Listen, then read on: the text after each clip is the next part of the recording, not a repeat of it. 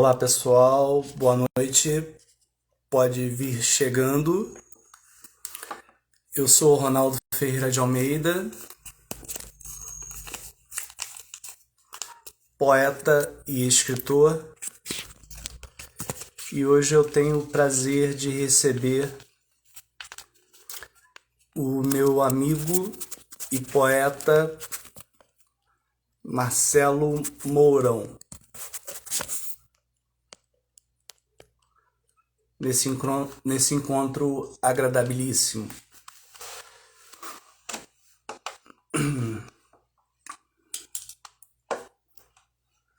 Deixa eu só ajeitar aqui a câmera.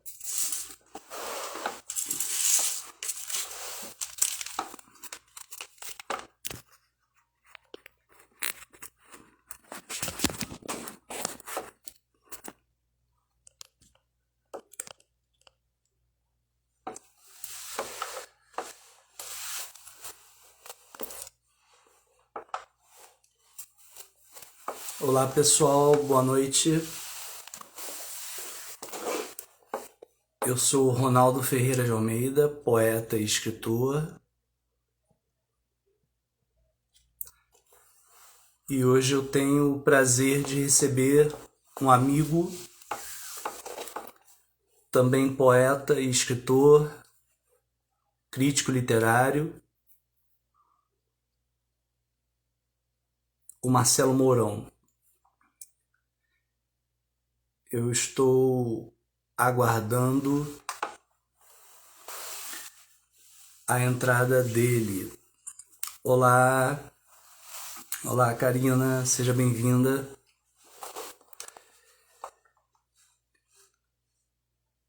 Hoje será um momento maravilhoso, um momento agradável. Nós vamos falar sobre poesia.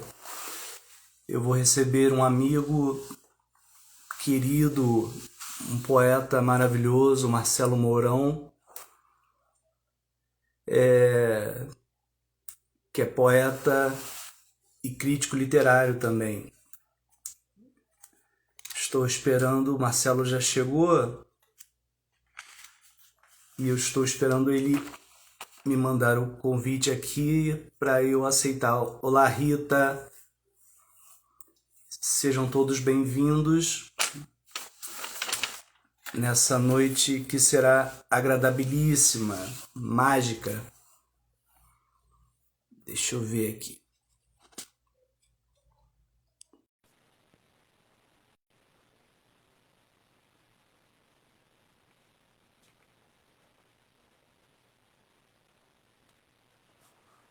Marcelo já me mandou o convite. Olá, Marcelo. A sua... Oi, Ronaldo, tudo bem? Ô, Marcelo, é um prazer ter você aqui, fera. Prazer é todo meu de estar aqui contigo.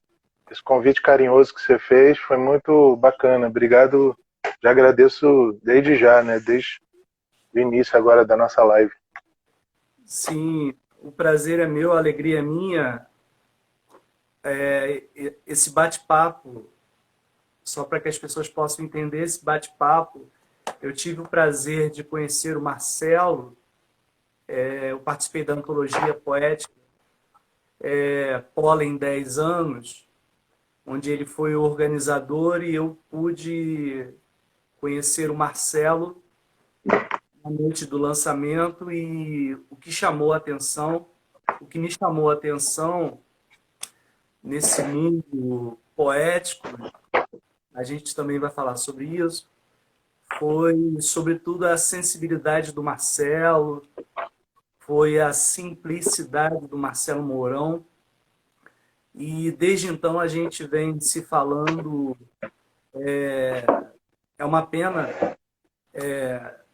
que não face to face, assim, mas esse momento vai chegar. Por conta da pandemia, teve uma série de impeditivos, mas aquele chopp no amarelinho ainda vai sair. Com Marcelo, certeza. é um prazer tê-lo aqui. Você é uma das pessoas nesse universo poético que eu que eu mais admiro, além da sua criação poética, você consegue se manter com os pés no chão, algo que é raro hoje de ver no mundo, dessa fogueira de vaidades que a gente vive, né? E a gente vai falar um pouco sobre isso. Marcelo, vou te apresentar enquanto as pessoas vão chegando. Sejam bem-vindos todos que estão chegando. Eu sou Ronaldo Ferreira de Almeida, para quem não me conhece, e eu recebo Marcelo Mourão. Vou falar um pouco aqui do Marcelo Mourão. Marcelo Mourão é mestre e doutorando em literatura brasileira, UERJ, poeta, escritor, artista plástico, pesquisador e crítico literário e produtor cultural. Criou, produz e apresenta o Pólen, Poesia no Leme, iniciada em 2008, bairro do Leme, para quem não é do Rio, para quem não conhece. Vice-presidente da União Brasileira de Escritores. Criou e vem desenvolvendo o gênero poético poememes. Possui 5 livros publicados, 3 de poemas, 2 de crítica literária, além de diversos textos publicados em antologias, periódicos literários, sites, revistas acadêmicas e etc. Esqueci alguma coisa, Marcelo? Não, tá de bom tamanho. Resume bem a coisa. Ô, Marcelo, show de bola. As pessoas vão entrando, sejam bem-vindas, todos que estão entrando, a Lúcia entrando, o Memorial Sertanejo. Marcelo, só para deixar registrado aqui, o Memorial Sertanejo é um local onde tem, lá em Pernambuco, onde tem você que fez história, eu estudei um pouco de história social do território, e você, como historiador, a Luzia guarda a memória de um povo lá nos rincões de Pernambuco e é uma pessoa super agradável. Mando um beijo aqui para a Luzia que está entrando e todos que estão entrando também. Ok? Marcelo, como diz o Carioca, eu posso começar? Vamos embora. Vamos dar o pontapé, né? Inicial, né? Vamos dar o pontapé inicial, né? Nesse altinho aqui. Eu botei aqui o alarme para ficar no Vibracol. Marcelo, eu sei que você já deve ter respondido isso dezenas de vezes. Mas eu vou fazer de modo contrário a pergunta. Quando surgiu o Marcelo Mourão poeta? Quando que você se viu como poeta ou você se descobriu como poeta? Bom, assim, toda vez que você tem dentro de você coisas, mas você tem muito pouca idade, você coloca essas coisas para fora, mas você não identifica a princípio, você não sabe sistematizar, você não tem maturidade para você saber que caminho você vai seguir. Agora, desde pequeno eu tive sempre muito interesse em leitura, em descobrir o mundo. Eu ficava com 4, 5 anos de idade pedindo para as minhas avós lerem revista em quadrinho para mim, aí eu achava que aquilo que elas estavam lendo não estava batendo com os balões, ou que elas estavam lendo não tinha a ver com o que o desenho dizia. A imagem, o discurso imagético e o discurso estavam em desencontro, aí eu questionava. Então eu sempre fui uma criança de querer descobrir o mundo, e muito curioso, mas não uma curiosidade de fofoca, de querer descobrir a vida das pessoas. Eu queria descobrir o porquê das coisas, né? E queria dominar talvez por solidão, por ser filho único. Então eu ficava muito no meu quarto, então eu ficava lendo muito. Então queria sempre ler. Quando eu descobri que eu fui alfabetizado, foi uma lei áurea para mim, porque aí eu já não dependia mais de ninguém para ler para mim. E aí caí dentro da leitura, e a leitura puxou uma série de outras questões que eu precisei, que depois, conforme você vai crescendo, né, adolescência, e eu peguei bem o Rock Brasil 80, e aí a gente tinha Sim, o Renato Russo, o Cazuza, o Arnaldo Antunes, o Humberto Gessinger, né, principalmente esses quatro, e aí provocativos, né, figuras provocadoras e poéticas, misturavam música com poesia, letra de música, canção, com uma linguagem poética. E daí para eu formar minhas primeiras bandas foi um pulo, daí para eu ser letrista foi um pulo. E aquela coisa do nerd, do cara muito estudioso, mas que ficava com medo de parecer bobalhão e sempre estando muito antenado e sempre sentando com a galera do fundo, mas estudando em casa pra caramba para não cair nas notas, mas não ficando aquele nerd, porque eu já usava óculos, uso óculos desde os 4 anos de idade. Então, assim, não ficar sim, aquela coisa muito nítida que eu era um cara estudioso. Então eu ficava sim, tentando fingir que era gente boa, né? Ele dava para não sofrer muito bullying, embora o bullying escolar é inescapável, você sempre ia taxado de alguma coisa. E aí eu acabei caindo para a banda de rock, né? Até porque cantar e tocar chamava a atenção mais das moças, né? E aí para namorar era tímido, era mais fácil, era uma porta de entrada para você seduzir. A música sempre teve esse caráter encantatório, né? Você vê Orfeu sim. né, na mitologia grega, ele seduzia as piores feras, os mais embrutecidos corações através Isso. da música, através da poesia, né? Orfeu é o deus da poesia, do canto e da música. Então, a palavra sempre esteve no meu caminho. Então, a palavra foi com que eu, eu através dela, li o mundo e descobri o mundo e pude expressar meus sentimentos mais profundos, minhas dúvidas, minhas contestações juvenis. A palavra sempre foi a busca. Até hoje, eu pego meus cadernos, quando eu estou triste eu escrevo, quando eu estou feliz eu escrevo. Qualquer estado de espírito meu, eu vou lá e coloco. E tenho cadernos vários, meus da adolescência, que vira e mexe eu dou uma olhada para ver como é que eu era naquela época. Ficou assim um retrato daquela época, né? E como eu era como artista, e como eu melhorei, acredito eu. Se bem que esse negócio de melhorar é uma coisa que a gente pode botar até entre aspas, porque é relativo pra caramba, o que é melhorar, né? E o que não é melhorar. Mas melhorei. Eu acho que eu ganhei consciência de muita coisa, à medida que o tempo foi passando, estudando, né, coisas outras, literatura, história, psicologia, enfim. Mas é isso, Ronaldo. A gente vai caminhando pela vida, crescendo a maturidade da gente, mas a gente vai sempre meio que sendo atraído pelas coisas que nos apaixonam, né? Eu sempre fui uma pessoa que eu queria sempre fazer o que eu amava, assim, independente se eu ia ganhar dinheiro ou não.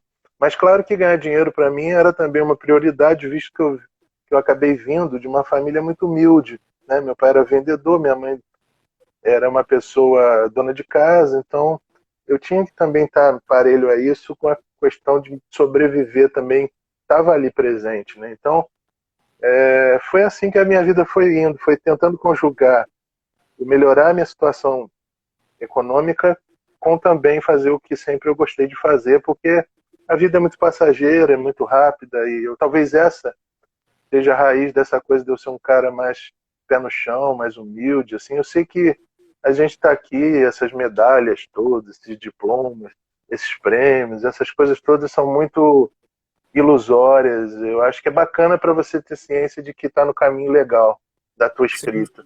Mas não deixar subir a cabeça, dizer que você é um grande, mega, ultra artista, tarará.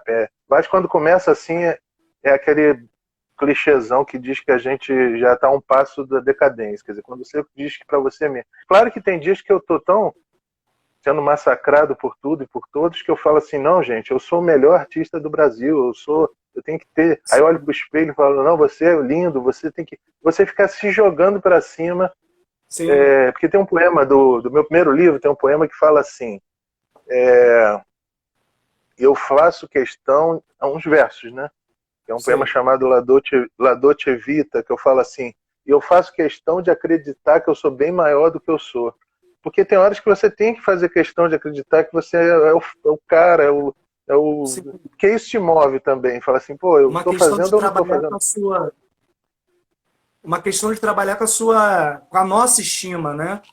Sim, autoestima, senão, já viu, né? O mundo, para botar a gente numa lama, não espera, né? Então, eu tenho que me salvaguardar, né? Eu tenho que também falar, pô, peraí, eu não sou também uma porcaria. Mas Sim, também não fico, né? Não fico achando que eu sou o único maravilhoso, o imprescindível, ou que as pessoas, se eu morrer, as pessoas não vão nunca mais me esquecer. Não, sei que o dia a dia, o cotidiano, tudo esfria, eu vou ficar esquecido, aí uma hora vão, talvez se lembrem de mim. Então essas coisas eu tenho assim, no exemplo de outros mortos, de outros célebres, ou coisas que pessoas conseguiram se consagrar, eu não sei se é o meu caso, eu não sei se eu iria conseguir, não sei em que caminho mais ou menos eu estou, mas acho que eu tenho mais ou menos uma noção, mas assim, eu sei que todo mundo, a vida é assim, é corrida, mas agora que a gente está vivendo, né, um século XXI cada vez mais veloz, a roda gira cada vez mais veloz. Então, e aí tem um texto maravilhoso da Marta Medeiros, que eu gosto como cronista, sim, e fala que a gente vai ficar vivo enquanto a última pessoa que nos amou estiver viva, porque essa pessoa que nos ama vai sempre lembrar da gente, vai cultuar nossa memória, vai batalhar pela memória continuar viva, né? Eu vejo isso em muitas famílias de artistas que ficam cuidando da obra, que ficam dizendo, não, agora vai sair o livro póstumo porque ele deixou muita coisa, então fica cuidando com carinho da obra. Isso é sim. bacana, porque mantém uma sobrevida daquele nome. Então é muito bacana. Os livros também é um esforço de sobrevivência, né? De perenidade, de esticar nossa estadia aqui nesse mundo que é tão passageira. Mas é isso. Estou falando demais. Sim, sim. É, foi um processo que você veio, como diria, se apercebendo, né? Sim, você vai se autoconhecendo, né? Você vai ouvindo sobre você através da voz do outro, né? O Sartre que diz que o melhor olhar é o olhar do outro, né? Ele diz que Sim, é interessante se ver pelos olhos do outro, né? sim, E eu me vejo muito pelo olhar do outro, daí eu fiz questão de, num dos livros meus, botar uma fortuna crítica, cada um dizendo um pouco de mim, para eu compor um mosaico do que as pessoas acreditam ou pensam sobre mim. Gosto de ouvir críticas, nem sempre positivas, gosto de me repensar, gosto de me autocriticar. E é isso. E também olhar, fazer uma autocrítica sempre que eu vou dormir, eu paro para dar uma pensada. Ou no outro dia, quando eu acordei, que eu sonhei com um amigaço meu do meio poético, o Marcos Vinícius Quiroga, professor de literatura, doutor, que se foi por causa da Covid. Acho que sim, ele se foi muito cedo. E sim, era um um grande. interlocutor muito. Não sei se você conhecia ele, o Marcos Vinícius Quiroga. Eu li algo dele, não pouca coisa dele, mas o nome dele reverbera, né? Ele é muito considerado no nosso meio. E um grande nome, ganhador do Jabuti, estudioso, e a gente sentia horas de assunto no telefone, né? Conversando sobre literatura, sobre literatura, sobre literatura. E por que eu estou falando nele? Porque eu sonhei com ele durante um bom tempo, durante a noite. Quando eu acordei, eu fiquei pensando sobre as coisas que ele me lembrando, que ele me falava sobre o meu trabalho. E aí disso eu passei a pensar no meu trabalho, onde eu estou, quais os próximos livros que eu vou lançar. Então parar para dar uma pensada se o caminho que eu estou fazendo vale a pena e qual é o próximo livro, qual é o próximo plano, qual é o próximo projeto é sempre muito bom, né, para a gente não entrar nesse corre-corre da vida, quer dizer, não lançar coisas de maneira precipitada, obras de maneira precipitada, livros que ainda não maturaram suficientemente para ganhar perenidade, porque o livro é documento, e um documento muito importante. Então, não pode ser lançado feito, sabe, cachoeira, vambora, todo ano é livro, toda hora é hora, vamos lançar qualquer coisa. Não é qualquer coisa. O meu Sim, baú tem coisa pra caramba. Tem menos e mais caderno, mas não é assim que a coisa acontece. Há um processo de seleção, de maturação, livro é uma coisa muito séria. Sim, eu entendo. Eu entendo perfeitamente, Marcelo. É, é quase que um vinho num barril sendo, né, Sim, sim, sim. sendo apurado ali, né? Sim, Mas, tem poemas que às vezes ficam 15, 10 anos para. Teve um outro poema uma vez aí que eu recuperei, ele tinha uns 30 anos, então, assim, estava no baú, esquecido, eu recuperei, refiz, melhorei, quer dizer, é... a obra, ela não é só aquele livro, mas ela tem um conjunto, assim, tem um projeto literário por trás de uma sim, obra de, eu acho que um artista, né, que preza o seu trabalho. O Machado fez muito isso, de pensar a próxima obra. O Paulo Leminski, que era um cara muito planejado com as coisas dele.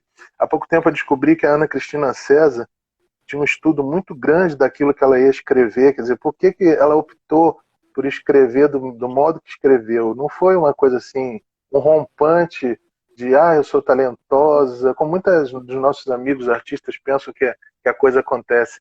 Eu sou muito talentoso, eu sou muito inspirado, o poema é o fruto. Tudo bem, inspiração legal existe, tem dia que a gente está mais inspirado, mas existe assim, a frieza da oficinação do poema. Você tem que oficinar, você tem que planejar, você tem que estruturar. Dá muito trabalho. Escrever, construir uma obra dá muito trabalho. Eu não sei se você concorda comigo. É um edifício que você sim, está claro. construindo, né?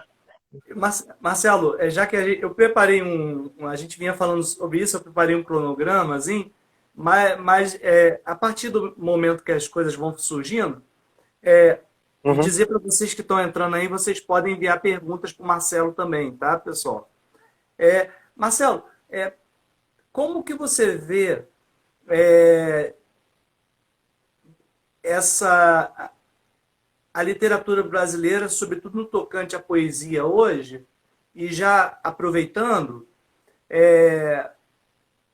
essa enxurrada que, de certo modo, eu tenho a minha opinião, eu quero saber a sua, é, se a internet, de certo modo, mais ajudou ou mais atrapalhou nesse sentido do poeta divulgar o seu poema, porque eu digo isso porque muitas vezes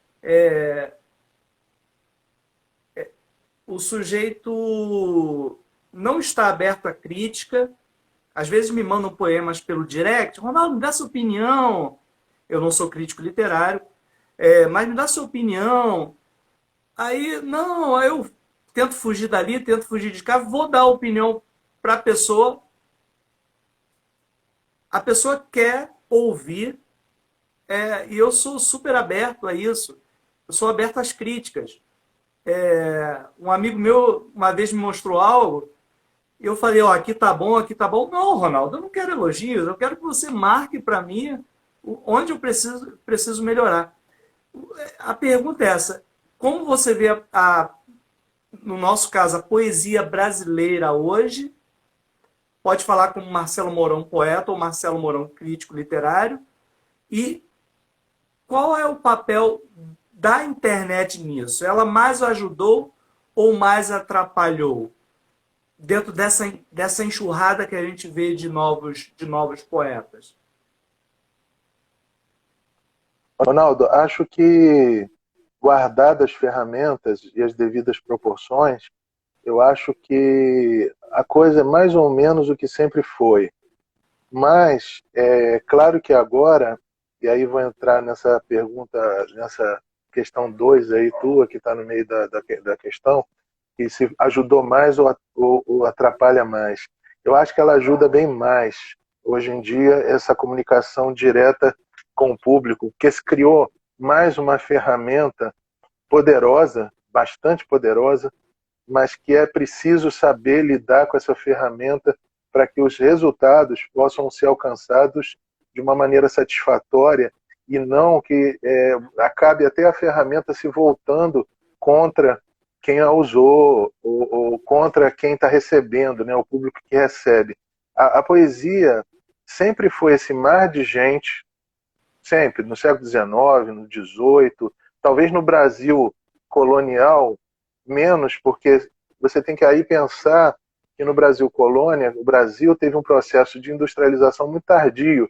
Então, assim, a formação de um mercado livresco no Brasil, um mercado de distribuição, de difusão da poesia no Brasil, foi muito tardio. As editoras surgiram tardias. Enfim, todo esse processo que, por ser colônia, o Brasil atrasou demais a industrialização. Isso atrasou em todos os sentidos, não só a industrialização do aço ou de qualquer outro tipo de produto, mas como a gente está falando de livro e de difusão do trabalho, em tempos pretéritos no Brasil, claro que o problema da difusão desestimulou, talvez, na minha opinião, muitos poetas a produzirem, a se mostrarem. Porém, a gente percebe ali, se a gente estudar a literatura, que se no Brasil colonial a literatura era esparsa, conforme diz Antônio Cândido, né, não havia um sistema formado ali de consciência literária brasileira, nacional, até porque o conceito de nacionalidade naquele momento, convenhamos, não estava nem um pouco presente na cabeça das pessoas. Você vê que no próprio movimento de Inconfidência Mineira, ali não era, embora as pessoas queiram passar para a posteridade como o Tiradentes lutando pela libertação do Brasil, pela independência, ali não foi processo de emancipação do Brasil, ali era um processo reivindicatório localizado, mineiro, era uma inconfidência localizada.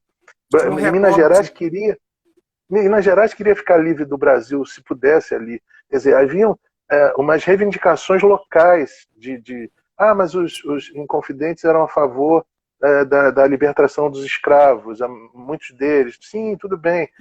Todas as reivindicações da Inconfidência Mineira a gente pode discutir aqui, mas era uma coisa que estava ali localizada, não havia essa coisa conjuntural de unidade brasileira, unidade dos estados. Isso aí é uma discussão que só vem a posteriori, essa unidade brasileira. Quer dizer, o próprio território, o desenho do mapa do Brasil, não era o que depois, futuramente, vai ainda estava aquela questão ali da disputa do Acre, a disputa da Cisplatina, daquela região do sul, então, assim, com o Uruguai. Então, assim, a gente não pode...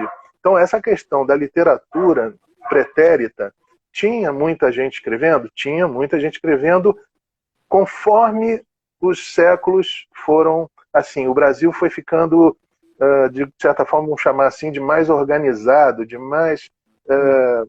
as regiões, o Brasil, a colonização brasileira, aquele colonialismo, aquele quinhentismo brasileiro, aquele momento, aquele contexto, não dava para surgir autores brasileiros consistentes, que a gente fica aqui.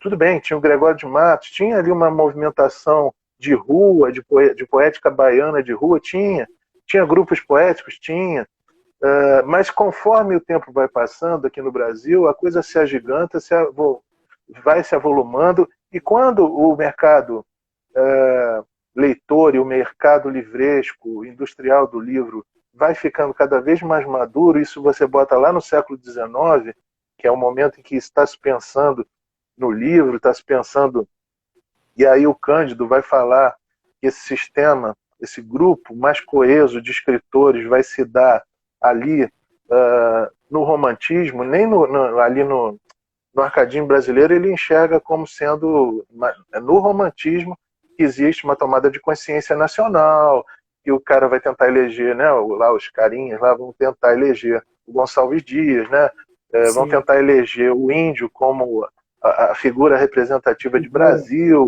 junto com... engraçado e paradoxalmente, ao mesmo tempo eles vão heroificar, vão trabalhar como herói também a figura do Bandeirante, mas muito menos esse cara que vai abrir os sertões do Brasil, que vai descobrir o Brasil, enfim.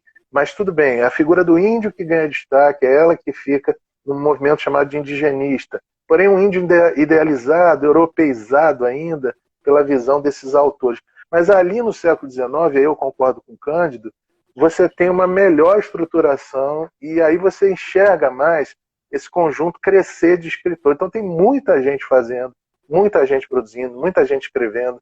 Então tem muita bobagem no século XIX escrita, muito texto ruim, muito escritor ruim, que o tempo, como a gente diz naquele clichêzão que é verdadeiro, tem muito clichê verdadeiro, o tempo se incumbe de levar essa gente, esse mar de gente que não estuda, que não se Sim, concentra no fazer poético, essa gente vai passar, né? O tempo vai soterrar. sim, E vai ficar só os expoentes mais representativos daquela fase, né? Vamos dizer assim, os que mais se destacarem mesmo. Não sim, sei aí os méritos também, né?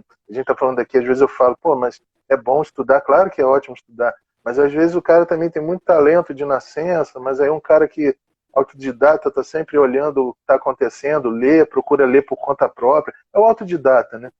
Então, sim, assim, como alguns ficaram, porque fizeram um trabalho relevante, marcante, e que significa uma época, né, para a gente pensar as épocas vindouras. Mas acho que hoje é a mesma coisa do século XIX, só que nós ganhamos essa poderosa ferramenta chamada internet. E eu disse no início o seguinte, essa ferramenta ela pode ser tão bem usada quanto mal usada. Eu sim, acho que quando uma pessoa usa a internet, primeiro, não deve lançar todo tipo de material na internet. Primeiro, deve maturar muito o poema até lançar, né? Cuidar da sua imagem como artista, mesmo na internet. Mesmo que você jogue um poema para experimentar, ver como é que as pessoas reagem a ele, antes de lançar num livro oficial, né? Um livro que oficialize como tua obra, né? Porque a sim, internet, hoje em dia, está essa discussão.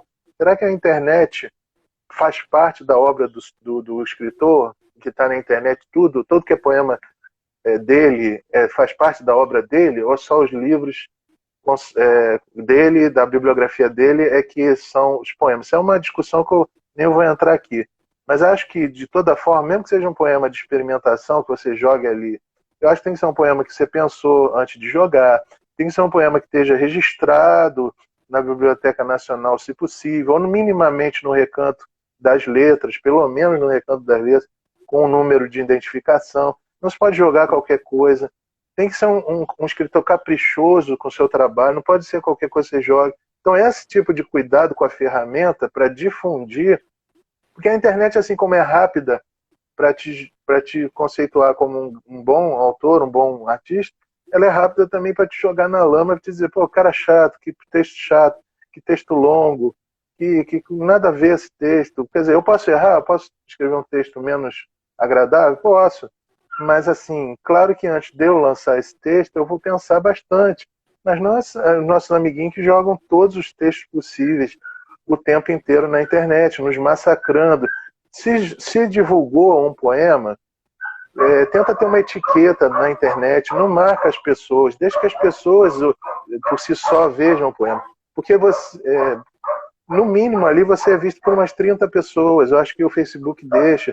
Bem que no outro dia um poema meu conseguiu 100 cliques, né, 100 likes, por aí. Então assim, não seja chato, não fique botando poema toda hora, não fique cansando as pessoas, apareça, nem fique esquecido, nem fique longe demais, nem fique perto toda hora, o tempo inteiro se desgastando a tua imagem. Então assim, acho que usando bem a ferramenta, é uma grande ferramenta poderosa. E eu vou te dar exemplo de como ela é poderosa.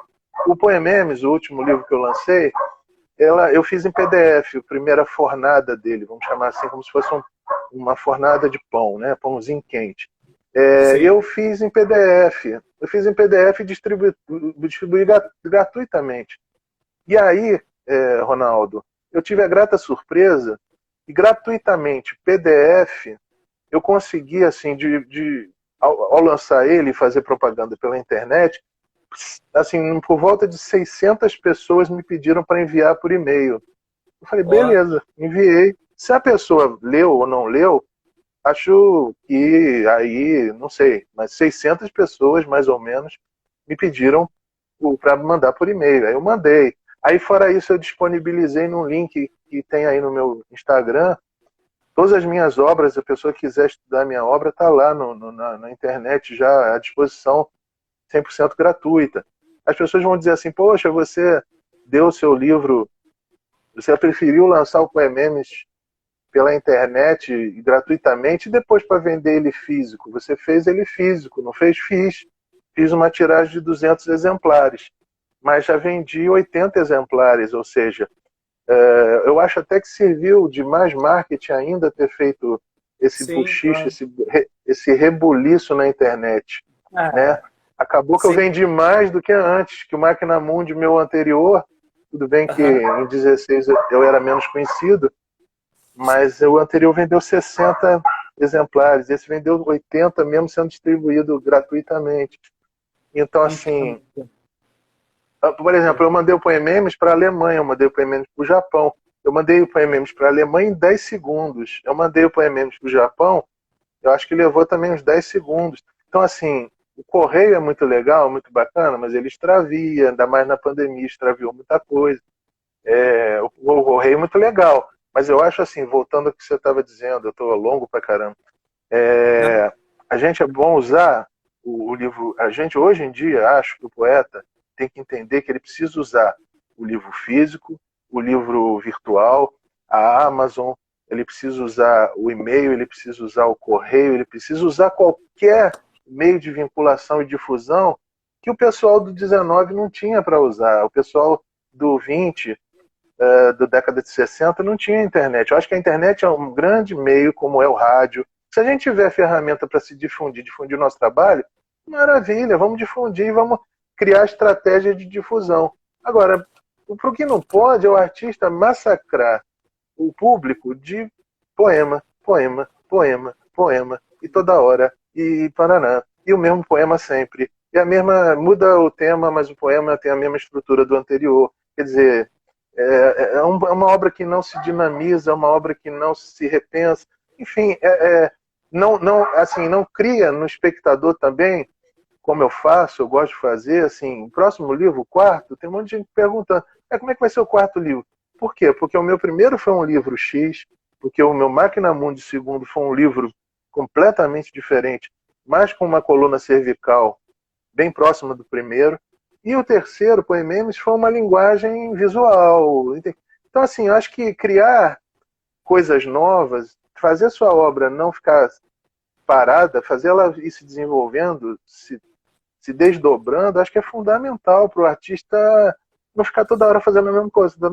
Não que, assim, cotidiano, rotina não seja legal, mas, assim, fazer a variante. Sabe aquele dia que você fala assim, quer dizer, tem gente que gosta de fazer amor todo dia, maravilha, também gosto, mas a gente pode fazer amor de várias maneiras. Eu posso fazer amor, olhar assim, não falar nada e ir me aproximando.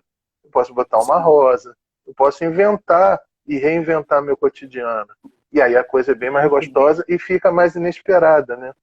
eu Então, assim, entendo. acho que criatividade, amigo. Acho que o que está faltando muito para muita gente é criatividade e entender que o artista é um ser criativo. Nossa arma, a criatividade, a criação, criar. Se a gente ficar replicando, replicando, replicando e replicando, e entrar em modismos, que eu vejo muito amigo nosso copiar o outro, o estilo do outro, o título do outro. Cria sua própria identidade, sua própria personalidade, é uma coisa importante. É difícil, mas é importante. Não é fácil, mas é importante. Porque você, por exemplo, dá um exemplo para você. Essa coisa do livro com título imenso. Fui no, fui no Tororó, bebi água, não achei, achei Bela Morena que no Tororó deixei. É um título imenso para um livro de poema, mas isso virou moda há um tempo aí e ainda está nessa moda. E, enfim, não sei Sim. até que ponto isso é Com todo, interessante. com todo o meu Essa respeito ao, cartilha. sim, com todo o meu Eu respeito sou, ao eu sou samba enredo, anti-cartilha. com todo o meu respeito aos sambas enredos, eu sou um apaixonado pelo samba, mas parece samba enredo, né? Título de samba Ficou enredo. fica uma cartilha. E sabe, quer ver uma outra coisa que eu me desprendi? Eu não estou mais preocupado com isso, ao que os outros vão achar. O que os outros vão achar? Ah, mas se eu lançar um livro muito maluco, pô, Poememes é um risco, né? Vai lançar um livro com poemas misturado com meme. É meme ou poema? É um híbrido, né? É um Sim, objeto artístico híbrido. Aí, pô, mas isso pode acabar com a tua carreira. Pô, mas é uma coisa que eu quis, eu acho que não foi um passo em vão. Tem várias premissas por trás do trabalho que sustentam o trabalho. sim, Os meus estudos do concretismo, meus estudos da vanguarda de fim de século XIX, as vanguardas de início de século XX. Quer dizer, não é mas é coisinha, um bonequinho dizendo um Sim. poema, fazendo um meme que é um poema, né? Mas é uma coisa tão simples, né? Boba e tal, um quadrinho poético. Sim, tudo isso, mas não é bobo, não. Ali tem uma malícia muito grande Eu por tive, trás, eu mas... tive, eu já tive vendo, Marcelo, já que você falou no Poememes, Mas olha, é, amigo, deixa eu só dizer uma coisa. Quem pois não. é leitor especializado, quem é leitor maduro, ele sabe entender que você criou uma coisa, mesmo que fosse uma coisa idiota da minha parte criar, seria uma tentativa de não ficar parado no mesmo lugar, sabe, Ronaldo? Eu acho Eu assim, entendo. eu acho que é bom a gente não perder de vista que a gente é artista e artista cria. Se a gente ficar Sim, fazendo toda hora a mesma coisa, a gente não faz a máquina da história da arte andar. A história da sim, arte registra o que é novo, não aquilo sim, que toda hora é o mesmo reco-reco, tarará, tarará. Então, isso é uma das minhas grandes preocupações. Me tornar um artista repetitivo é uma preocupação minha. O que não quer dizer também que eu não guarde coisas no meu trabalho que sejam a minha assinatura. Então, quer dizer, estou completamente louco de mudar tudo? Não, tem ali sempre elementos do meu trabalho ali presente. Então, assim, sim. o buraco é mais embaixo o debate é muito profundo, né? A gente aqui está conversando, mas o debate é profundo. Eu entendo. O que eu reparei no Poememes, Marcelo, Perdão. é que você, com essa coisa híbrida, junta uma forma de manifestação artística com uma outra forma de manifestação artística, junta a escrita, no caso a escrita poética, e junta a arte visual que se entrelaçam e nessa que para alguns pode ser uma experimentação, ou algo que pode ter nascido do dia para a noite, mas é fruto de um trabalho sério, pelo que eu te conheço. E o interessante, nasce uma outra coisa, não é uma bricolagem ali, não é uma. Você me corrija se eu estiver errado. Não é uma bricolagem, não é uma foto, como uma vez eu sugeri um amigo, ele me mandaria uma foto, ele é um fotógrafo respeitado e tal, ele me mandaria uma foto e eu, em cima da foto dele, eu escreveria um poema. E teria uma exposição assim. Mas não era isso. O Poememes, ele da junção de uma coisa com uma outra coisa, nasce um filho. Eu gostaria que você falasse sobre isso. Seria por aí, nessa pegada? Olha, você foi genial. Você foi esse leitor maduro que a discussão fica bem posta, né? Você foi genial. O Poememes, quando ele é bem realizado, e eu vou fazer uma meia-culpa contigo do seguinte, nem todo Poememes que eu fiz e que entrou no livro estão bem realizados. Você tem razão de dizer que, poxa, mas será que se eu botar uma foto, né? E eu não é só botar, Poememes não é só botar, você bem falou aí, não é só botar uma foto e botar um texto dentro da foto ou Sim. do lado da foto, porque aí a gente poderia chamar de foto-poema, que já havia, que já existia. Sim. Na verdade, Poememes, e você bem destacou, você tem que ter o discurso, e nem sempre é preciso também tanto discurso versico ou em palavras, né? O Poememes também não tem Poememes no livro que eu lancei esse primeiro, que não tem tanta palavra, tem às vezes até mais uma imagem uma linguagem, um discurso imagético do que propriamente discurso, palavra. Mas você bem destacou, olha, um tem que amalgamar com o outro de tal forma que um não pode ser, por exemplo, se eu botar uma imagem ilustrativa do que eu estou falando nos versos, eu já pequei, eu já não estou sendo poememes, né? Eu já estou sendo, embora o meme, ele gera, não, o meme mesmo puro, meme, ele realmente é isso que você falou. A imagem, ela reforça o texto, ela complementa aquilo que o texto não traz, aquilo que o texto não... Ela também não... O bom poememe não é o poememe que consegue, a imagem e o texto, eles resolvem. Que aí, se eu resolver o texto, ficar muito claro e objetivo o sentido do texto, já foge da poesia, porque a poesia tem que ter aquela magia de estar aberta a vários entendimentos, né? Polissêmica. Ela tem que ser polissêmica, ela tem que ser entendida por um de uma maneira, por outro de outra forma. O gostoso, o charme da poesia é você lê-la por diversos ângulos, né? Então, assim, o Poememes não pode acabar com essa magia de deixar tudo nítido pro receptor. A imagem não pode ser ilustrativa do que está falando o texto, ela não pode reforçar. Se eu falar assim no Poememes, o óculos tem 2 aros e 2 não sei o quê, eu não posso botar ali exatamente a foto repetindo o que está escrito. Ela é de fato isso que você falou. Ela tem que, o texto propor certas coisas, a imagem propor outra complementação, e se você tira a imagem e fica só o texto, ou ele não se sustenta, ou ele é fraco, ou ele não diz tudo que poderia dizer com esse complemento da imagem. Ou seja, a imagem somada com o texto dá esse amálgama que você falou, esse boom, porque aí quando você faz o fotopoema, repara só, você de alguma forma, o poema inspirou o texto poético, mas o texto poético fala da foto. O Poememes, a foto não precisa, não deve, não é legal que fale do poema. Ela tem que ser um elemento realmente autônomo, a imagem, ou o texto autônomo, e os dois, quando juntos, formam esse filho que você falou, formam esse ser que você falou aí. Que até, vou dar uma consertadinha, pode ter bricolagem ali sim. Na verdade, a arte do poememe, ele é bricolagem de um texto discursivo de palavra, prosaico ou não, ou versico, mas na verdade ele vem com a imagem, ele faz ele faz um recorte, ele faz uma opção, ele faz uma montagem artística ali. Mas de fato é isso que você falou, e você pegou o cerne do poememe. Esse é o espírito do poememe.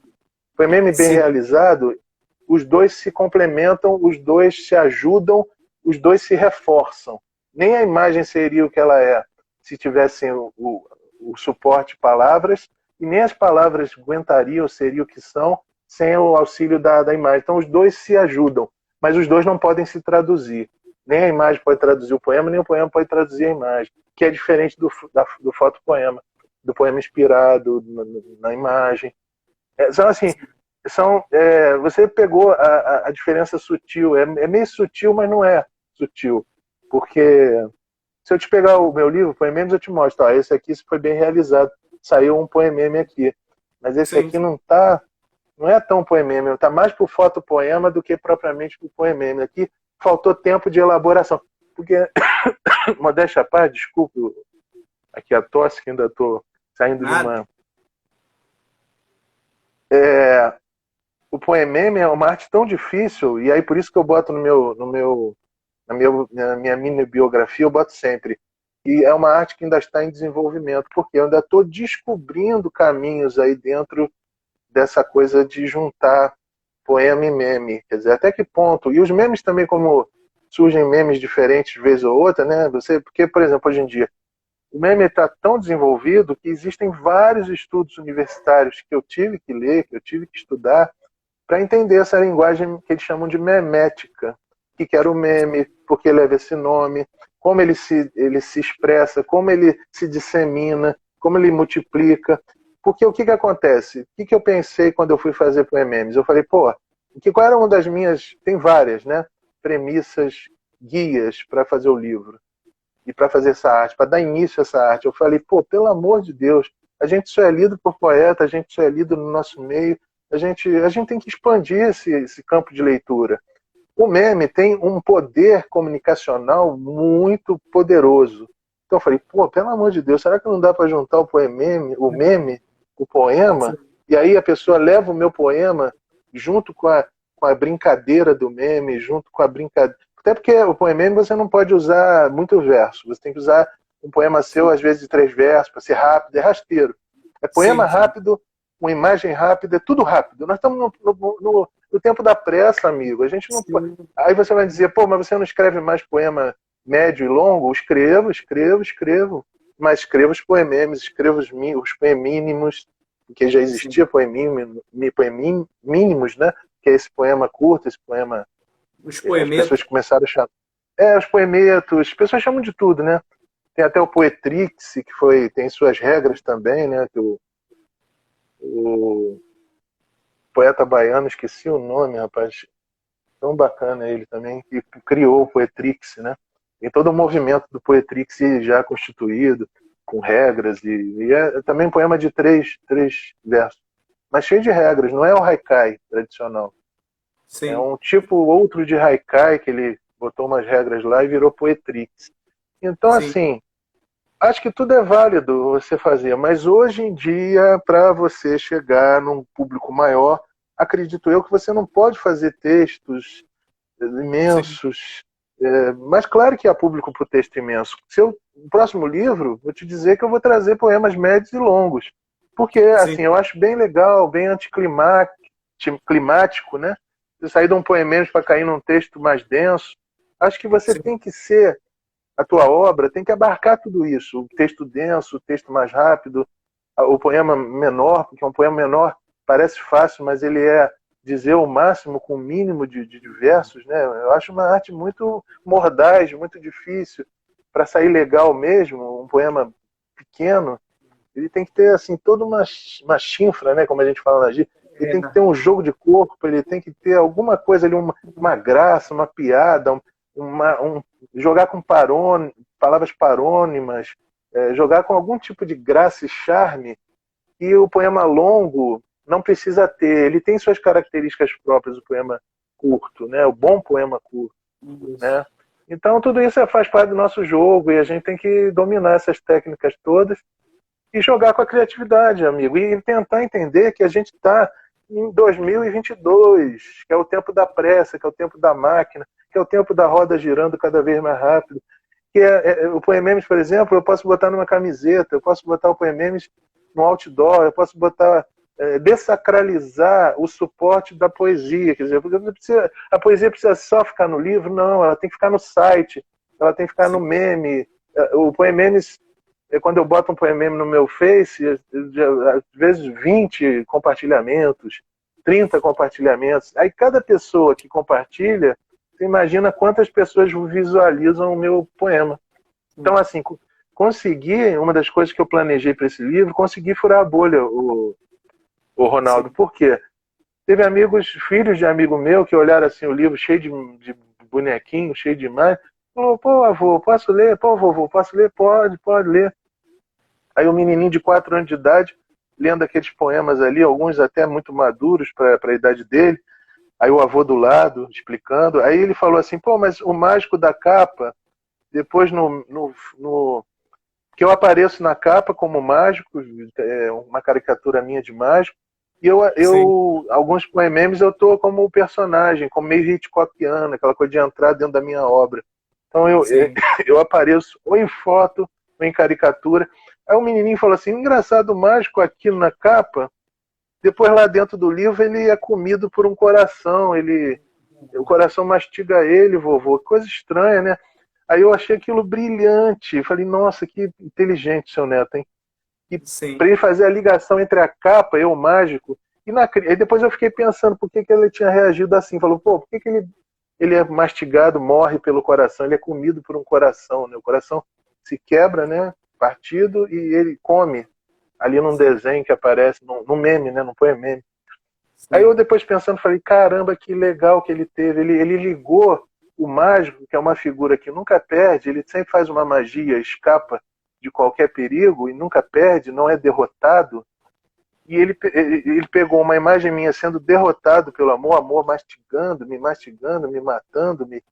Ele falou, mas como é que pode uma figura que é um mágico morrer mastigado? Quer dizer, aí que eu fui querer entrar de novo, como uma criança pensa. Eu falei, pô, aí comentei com ele, falei, sabe o que ele ligou? Porque ele não entendeu que isso é uma teoria minha, né? Eu falei para ele. Ele não entendeu por que que um ser, que é um mágico, que é um ser sempre vitorioso, foi derrotado pelo coração que mastigou ele, né? Quer dizer, Entendeu? muito legal. Porque o que E é, acontece? O adulto entende o poema. Vai pensar assim, sim, pô, o amor não é sempre vitorioso, comeu ele perdeu pro amor. Mas a criança leu com os olhos da inocência aquilo de uma outra, quer dizer, como a poesia, meu poema me atingiu o objetivo da arte, né, que é esse de, para cada um, significar de uma forma, chegou de uma outra maneira na cabecinha dele. Então, legal pra caramba. Eu acho que a arte. Então, a arte se abriu assim. O Poememes, consegui com o Poememes que professores dessem aula em universidades sobre esse novo linguajar nascido na internet de mescla de poesia, da antiga poesia, com a novidade do meme. Então, teve palestra sendo dada, professor de quinta série dando questão de prova com o meu meme. Então, olha, o Poememes foi um projeto muito vitorioso porque eu consegui ser lido pela escola, pelos professores, pela universidade, pelas você crianças, pelo conseguiu, adolescente. conseguiu Eu justamente consegui fazer furar a bolha, olhar a bolha, furar a bolha. o intuito da poesia, de se espraiar, e até, acredito, é esse o intuito do poeta, né? De levar poesia, no caso, o poema às pessoas, não é isso, Marcelo? Sim, sim, sim. Você poder ser lido por mais pessoas e poder ser conhecido por mais pessoas. Quer dizer, o que faziam os poetas marginais nos anos 70, indo de pessoa a pessoa, nas ruas, fazendo sarau de rua? Era essa busca que a gente tem por leitores, por mais leitores cada vez mais, por ser lido. Porque se a gente, todo artista é assim, todo autor é assim, ele quer ser lido, ele não quer pegar o livro dele e jogar dentro da gaveta, e ele tem que fazer alguma coisa que estimule o leitor a querer lê-lo. E o caminho que eu saquei, eu falei, pô, os memes são muito comunicacionais, os memes são muito instigantes, os memes são muito surpreendentes. Uma hora é um meme engraçadíssimo, outra hora é um meme político, crítico, reivindicatório. O meme ele tem um leque que, se ele se agregar ao poema, ele abre o leque do poema e abre o leque do meme. Então eu Sim. fui aproximando as duas linguagens, a memética da poética. Então, assim, Deu a certo. princípio eu pensei, será que vai vingar? E vingou, né? Deu certo. E teve estrutura para vingar. Não foi assim, uma brincadeirinha boba que eu lancei e falei, vamos ver se dá certo. Se der, deu. Não foi. Foi pensada antes. E depois, agora, quer dizer, eu vou te confessar que eu não sabia. Por isso que eu sempre digo desde o início, olha, está em desenvolvimento. Porque está se desdobrando, eu estou descobrindo coisas novas. Eu quero fazer agora poememes só para crianças. Eu quero fazer poesia para criança com outras misturas com visualidade. Então, assim, tem muitos projetos nascendo de Que legal. temas também para criança e para o jovem. Que eu não imaginava que a criança e o jovem, engraçado isso, fiz uma coisa tão lúdica, né? Mas eu não Sim. imaginava que a criança, né? De repente, também uma amiga minha falou assim: minha filha me viu lendo no computador, não foi nem o físico, livro físico, e ficou assim, ué, que maluqueira é essa aí? Que livro maluco é esse com essa capa Ah, azul, com esse mágico na capa? Isso tá lendo livro de criança, mas ficou doida? Eu falei, não, não é ah, livro de criança, não. Aí ela leu, adolescente, 15, 16 anos, falou, mas pô, mas que legal, com poema, com meme. Então, eu tinha essa pretensão de atingir muita gente, mas eu não sabia que a criança e o adolescente ia se identificar, até porque, assim, muitos poememes ali são poememes políticos, de crítica política, mas eu não imaginava que a criança embarcasse e gostasse a tal ponto de eu agora. Então, são coisas que eu estou ainda descobrindo com essa linguagem sim. experimental, né, laboratorial, misturando uma coisa com a outra, os limites, o que deu certo, o que não deu certo fazer. Essa descoberta, no volume 2 que eu já estou bolando, que eu vou fazer um volume 2, eu vou demorar muito mais tempo, vai ser outras direções que eu vou tomar. Então, assim, é interessante que é uma linguagem, o Poememes, que ela está aberta, ela está se desenvolvendo, até porque o meme não para de se desenvolver também, então eu vou acompanhar o desenvolvimento do meme, E outra coisa, Ronaldo, eu não sou uma pessoa ciumenta. Eu acho que se nascer um novo gênero poético, quem quiser fazer um livro chamado Poememes e embarcar nisso também, quiser fazer os seus próprios poememes, também só vai me dar prazer de ter sido um começador de um caminho. Mas quem quiser, assim como o Poetrix foi inventado por um poeta baiano, que eu vou já te dizer, poxa, estou aqui, eu estava com o livro até agora dele aqui. Mas ele, hoje em dia tem muita gente fazendo Poetrix, então assim, quando um filho ganha asas e vai, quem fizer até melhor que eu, poememes até melhores, maravilha, eu não tenho assim apego tão grande, ciumento com as minhas coisas, não. Eu acho assim, o nome, eu registrei o nome, a marca hoje em dia é protegida, a propriedade intelectual do Poememes é uma propriedade intelectual protegida, né? Já que eu inventei, eu tinha que proteger, para ninguém dizer que inventou na minha frente. Então, assim, mas assim, não sou agarrado a ela. Se eu inventei, se eu comecei, não quer dizer que vai morrer comigo, ou só eu vou fazer, eu vou me agarrar a ela.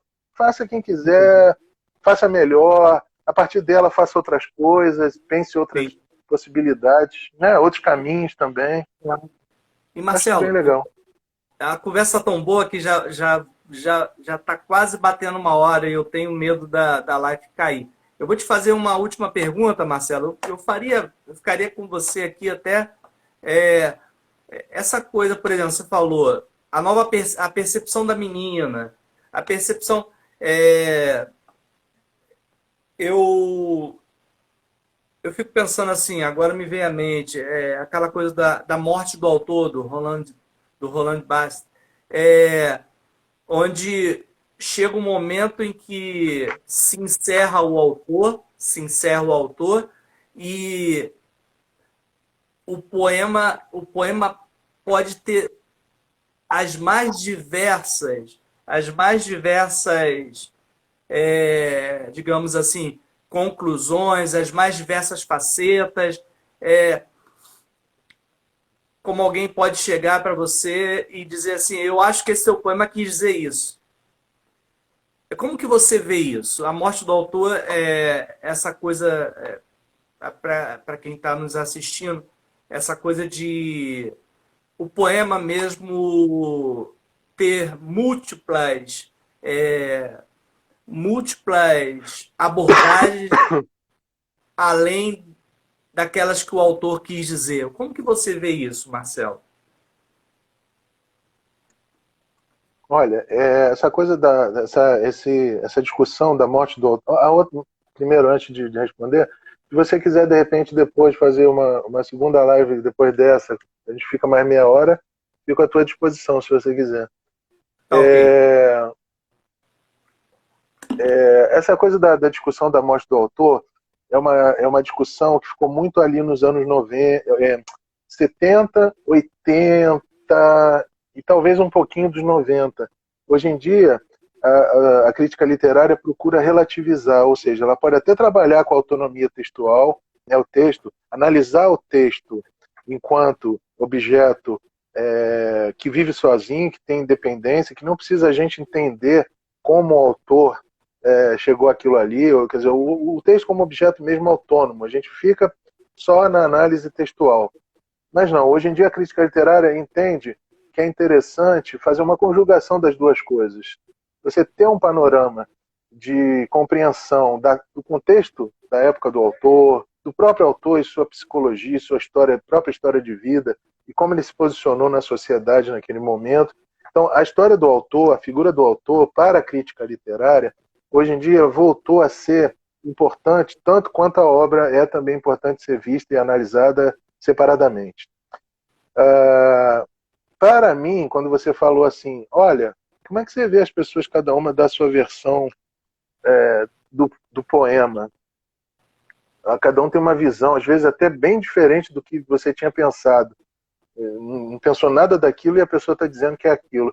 Olha, eu fico com o Drummond, Ronaldo, quando ele disse que quando a gente escreve e publica, quando publica, o poema já não é mais, não, já não me pertence, eu não posso ter o ciúme de achar que esse poema é todo meu, é só meu, é sacro, ele não pode ser mexido. Não, se a pessoa Até a questão do plágio mesmo, no outro dia eu estava brincando com uma... Eu fiz até um poema falando do plágio, que eu gostaria até de ser plagiado, porque eu acho uma homenagem ser plagiado. Eu falei, pô, se sou plagiado, eu sou homenageado. Aí uma amiga minha, poeta antiga, famosa no meio poético, falou assim, e no meio poético e no meio nacional poético, ela tem um nome em nível nacional. Ela disse para mim assim, porque tu ainda não descobriu um plágio seu, você vê a dor que dá, um filho seu ser tomado. Eu falei, pô, mas é tão gostoso, como é que um filho meu vai ser tomado se lá no registro do filho está o meu nome? Quer dizer, todo poema que eu solto sempre está registrado, eu nunca solto material não registrado. E aí pode pegar o meu poema, brincar, distorcer, parodiar, intertextualizar, eu acho mó barato. Eu mesmo sou um autor, que eu sempre digo, eu trabalho com pós-modernismo. Se eu quiser pegar uma estrofe inteira, como eu peguei do Drummond, e tacar num poema, dentro de um poema meu, como fez Ana Cristina César, muitas vezes ela pegou coisas de Cecília Meirelles, ela pegou coisas de Clarice Lispector e jogou, e passou aquele verso a ser dela, isso não em outro contexto, da maneira que aquele artista vai trabalhar, recontextualizar, trocar o sentido, maravilha. Quantos poemas eu tenho que eu fico assim, naquele poema, que eu dialogo com outros autores, Fernando Pessoa, tem poemas que eu dialogo com Fernando Pessoa, e as pessoas às vezes têm esse medo de pegar algum verso de algum poema super conhecido. Eu falo, dependendo de como você trabalhe, fica legal fazer. Porque você não está roubando, ainda mais se você cita o autor, se você dedica um poema àquele autor. Porque na medida do possível, pois é, as pessoas entendem que... E outra coisa, eu sempre procuro, quando eu intertextualizo, eu procuro poemas célebres do Drummond, do Fernando Pessoa. Então, por exemplo, do Fernando Pessoa, quantas vezes eu já não brinquei com aquela coisa do tudo vale a pena se a alma não é pequena? Outro dia eu estava fazendo um poema que eu falava assim, tudo vale a pena se eu não me apequeno. À medida em que eu não me apequeno, quer dizer, eu não faço alguma coisa que vai me apequenar. Então, assim, você dialogar com os autores é a coisa melhor que tem em arte. Assim, eu acho muito sadio, eu acho que o pós-moderno te dá essa condição de você bricolarizar, você pegar aqui, pegar ali, conversar com esses autores todos, trazer essas vozes todas para conversar, misturar, criar, refazer. Então peguem o meu poema, por exemplo, poememes. Se alguém quiser tirar meus versos e botar outros versos com o mesmo poema, ou aproveitar alguns versos, é da natureza do meme essa coisa da... Se você for ver o meme não tem autor, o que diferencia do poememe, que tem autor. Mas o meme tem uma característica que é o cara refazer o mesmo meme, tirar os balões, botar outros, fazer outra brincadeira ali, quer dizer, adulterar, remexer. O meme vai sozinho, ele caminha sozinho, por isso que ele não tem autoria, e vai ganhando, e vai como um barquinho. Vai deslizando, deslizando, até dar no mar, quem sabe, né? Ele vai ali pelo rio, aí de repente vai dar no mar, e as pessoas mexem, remexem no meme e criam novos sentidos para aquelas... Porque veja bem uma coisa, quando eu pego um verso do Drummond de 1930 e taco num poema meu de 2022, é claro que eu quero fazer um sentido com aquele verso, e não necessariamente o que o Drummond colocou lá nos versos dele. Pelo contrário, eu posso querer reverter, subverter a lógica do Drummond. Ou então dialogar diretamente. Esse poema que eu coloquei no Máquina Mundi, que rouba toda uma estrofe do poema de Sete Faces do Drummond, era para fazer um paralelo entre a velocidade do século XXI e a velocidade que o Drummond está reclamando em 1930.